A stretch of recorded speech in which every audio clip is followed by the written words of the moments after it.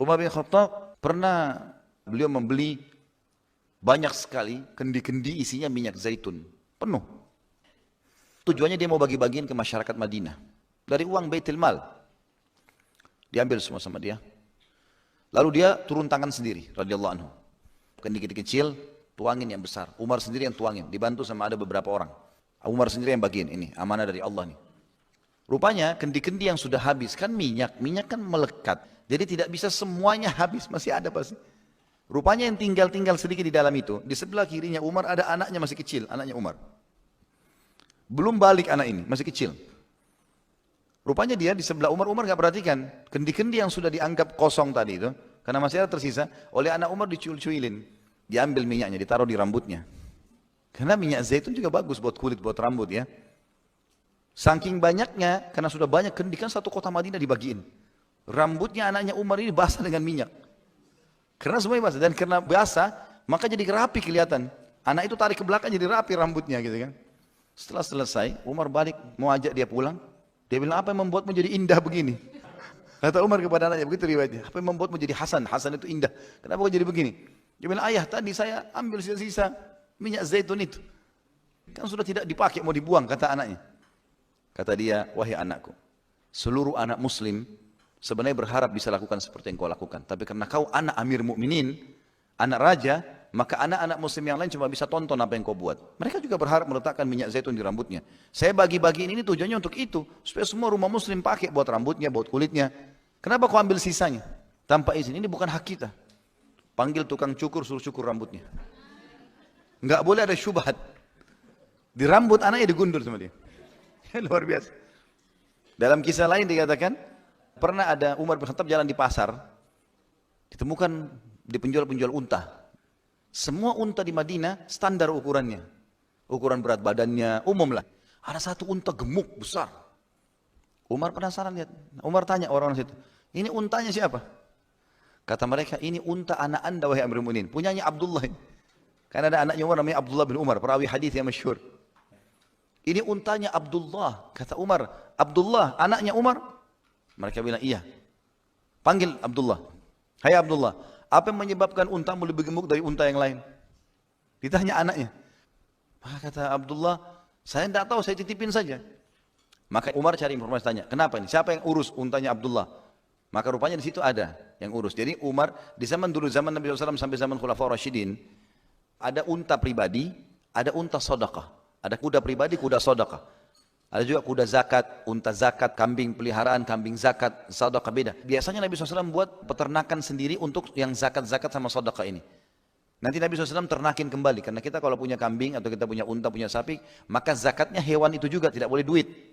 Ada takarannya, ada ukurannya. Kalau 40 ekor kambing dikeluarkan 1 ekor kambing, kalau unta 5 ekor dikeluarkan 1 ekor unta, kalau sapi 30 ekor, kalau tidak salah 1 ekor sapi. Begitulah.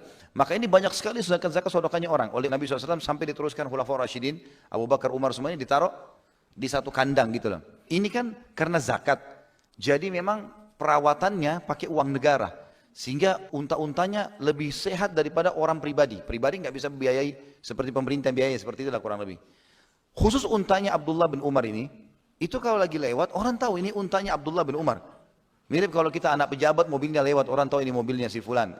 Rupanya untanya Abdullah bin Umar ini suka masuk nyelonong ke peternakannya zakat ini, hewan zakat. Jadi makannya lebih banyak.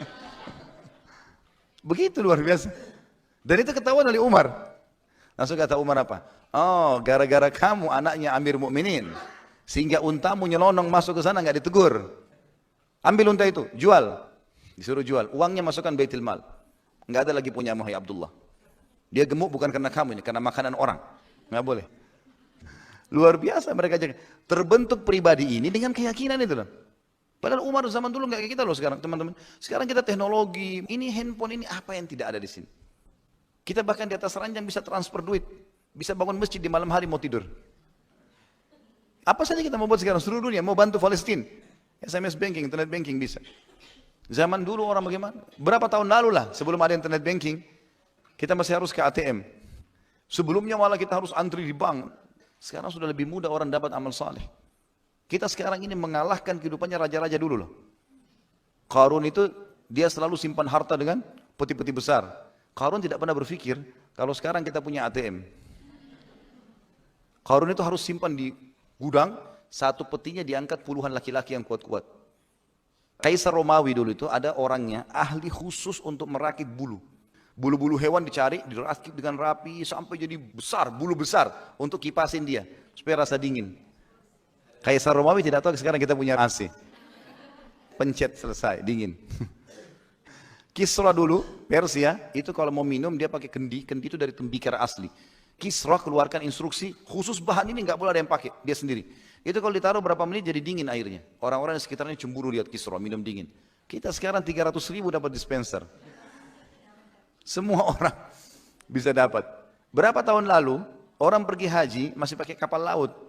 Saya lihat nenek-nenek dulu, saya sempat waktu saya masih kecil, kalau mereka cerita pergi haji dulu sebelum kemerdekaan gitu ya, itu 2 bulan naik kapal. Kita sekarang duduk di dalam pesawat, AC, 9 jam sudah sampai Jeddah. Jadi kemudahan ini jangan disia-siakan ini. Umar bin Khattab juga pernah menerima teman-teman sekalian, ukuran takaran besar, misk namanya, minyak wangi, tapi serbuk dari Mesir. Tapi dalam bentuk bongkahan batu. Entah bagaimana mereka buat itu. Tapi yang jelas seperti itu riwayatnya. Dan saking besarnya dikirim oleh Amr bin As dari Mesir. Umar ini nggak pernah pakai buat dia pribadi. Dia bilang sama istrinya, ini wangi sekali nih, besar begini, kita harus bagikan umat Islam. Saya berharap ada wanita muslimah yang mau bersedekah dengan tenaganya. Ini kerjanya perempuan nih, hancur-hancurin, tumbuk-tumbuk, maka nanti ditaruh di wadah kecil bagiin masyarakat. Kata istrinya, oh ya Amir Mu'minin, tidak usah cari orang lain, saya siap. Nggak ada bayaran, nggak ada apa, saya mau cari pahala. Baiklah. Umar pergi aktivitas urusan pemerintahan, malam baru pulang ke rumah. Seperti biasa laki-laki mungkin aktif, maka pulang.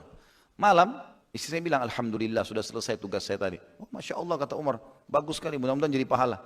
Begitu Umar mendekat, Umar cium bau wangi itu. Di istrinya. Umar tanya, dari mana wangi-wangianmu ini? Tadi, waktu saya lagi pecah-pecahin itu, kan banyak di tangan saya serbuknya. Daripada saya cuci, dibuang percuma, saya gosok di jilbab, di baju saya, gosok di cadar saya. Gitu. Kata Umar, subhanallah, istriku itu tidak halal buat kita. Sini saya bantu kamu. Kita sama-sama cuci, dicuci sama Umar. Bajunya, istrinya, cadarnya semua dicuci sama Umar. Umar bantu cuci. Takut itu jangan sampai tidak halal buat dia, bayangin. Digosok sama Umar. Sudah selesai, badannya istrinya juga digosokin. Masih bau. Kata Umar, masih wangi nih. Ayo kita cari tanah, ambil tanah. Digosok pakai tanah. Untuk hilangin itu gara-gara takut syubhat. Umar itu ciri orang yang beriman sama Allah apa adanya. Allah halalkan ya sudah nikmati, Allah larang ya sudah tinggalkan. Bahkan Umar tegas. Ini Allah perintahin, patuhi, tidak mau dihukum sama Umar. Ada satu teman-teman sekalian, orang ini suka sebarin syubhat. Syubhatnya luar biasa. Jadi dia bukan mau belajar agama dari ulama, enggak. Ada sahabat hidup di zaman khilafahnya Umar nih. Dari Irak dia datang. Dia datang ke Madinah khusus nyebarin syubhat. Jadi hal-hal yang membingungkan umat. Dia bukan tanya Umar, dia bukan tanya Abdullah bin Abbas, Abdullah bin Umar, Abu Hurairah, Ali, Uthman. Masih banyak sahabat. Dia cari majelisnya masyarakat Madinah yang orang-orang awam. Pinggir jalan orang lagi ngumpul. Hai kaum, Assalamualaikum, salam. Saya punya pertanyaan, ada yang bisa jawab? Dari mana kau? Saya dari Irak, jauh-jauh datang mau bertanya. Apa yang kau mau tanya? Ini orang dari Irak mungkin butuh jawaban apa? Apakah Allah nanti akan menghisap kita hari kiamat? Allah ajak ngomong kita enggak? Kalau Allah ajak ngomong, lalu bagaimana nantinya? Orang-orang awam enggak ngerti, mau jawab apa? Allah ngomong atau enggak nih? Dia pindah lagi majelis sana. Ngomong lagi begitu. Sampai satu Madinah jadi kacau nih. Gara-gara syubhatnya dia. Dia sebarin syubhat. Akhirnya dilaporkan kepada Umar bin Khattab. Ya Amir Mu'minin, ada orang datang dari Irak ini, ngacoin kita semua. Sana lempar syubhat, sini lempar syubhat. Kita panggil sama Umar. Lalu Umar tanya, kau dari mana? Dari Irak. Kenapa? Dia bilang, saya punya pertanyaan, apakah Allah akan menghisap kami dengan bertanya pada hari kiamat? Kata Umar, iya. Allah akan berbicara dengan kemahamuliaannya dan kesempurnaannya. Allah akan bertanya dan menjawab. Allah akan bertanya dan mendengar jawaban hambanya. Dengan bahasa apa saja. Maka kata Umar, sudah jelas buat kamu? Sudah jelas, dia bilang. Maka kata Umar bin Khattab, panggil tukang cambuk. Panggil. Buka bajunya orang ini, cambuk belakangnya. Ini cambukan karena kamu bukan datang kepada saya. Bukan datang kepada Uthman, bukan datang kepada Ali, bukan datang kepada Abu Hurairah, bukan datang kepada Abdullah bin Abbas. Banyak ulama, ngapain kau datang ke majelis ini sebarin macam-macam? Cambukan ini untuk itu. Sudah selesai, Umar bilang buka imamahnya. Buka, cambuk kepalanya. Sudah dicambuk kepalanya, kata Umar, masih ada syubhatmu? Dia bilang tidak ada lagi. Udah, sampai orang itu disuruh pulang ke Irak. Sampai Umar bin Khattab mati, Utsman bin Affan juga sudah mati. Terakhir Ali bin Abi Thalib. Keluarnya kaum Khawarij di Irak. Rupanya orang yang dicambuk sama Umar ini tinggal di situ. Orang-orang Irak yang Khawarij banyak syubhat, protes-protes sahabat. Sampai kan Khawarij yang membunuh Utsman, yang membunuh Ali, sahabat-sahabat dibunuh yang mulia, yang jelas-jelas dimuliakan dalam sejarah Islam, Khulafaur Rasyidin, dijamin masuk surga gitu. Mereka bunuh syubhat karena mereka anggap dirinya lebih alim.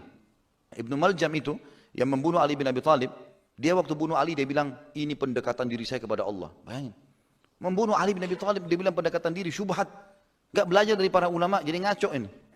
Dia pada saat mau dikisos, dia bilang sama pengkisosnya, pelan-pelan kuliti saya mau rasakan penyiksaan di jalan Allah.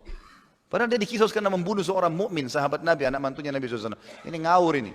Seperti itulah banyak orang sekarang, bom sana sini, anggap dirinya benar. Syubhat semua di otaknya nih. Rupanya orang-orang yang mau membunuh Ali bin Abi Thalib, memerangi Ali bin Abi Thalib dari kaum Khawarij, sempat aja ini orang yang dicambuk sama Umar. Hai fulan, orang yang dulu cambuk kamu Umar sudah mati. Kami sekarang mendukung banyak idemu, kami juga punya banyak syubhat nih. Apa dia bilang? Dia buka bajunya, dia buka imamahnya, dia bilang, punggungku sama kepalaku sudah dididik oleh Amir Mu'minin Umar bin Khattab untuk tidak lagi ikuti syubhat. Umar pendidikannya luar biasa. Mendidik orang kapok udah, nggak mau lagi buat gitu-gitu.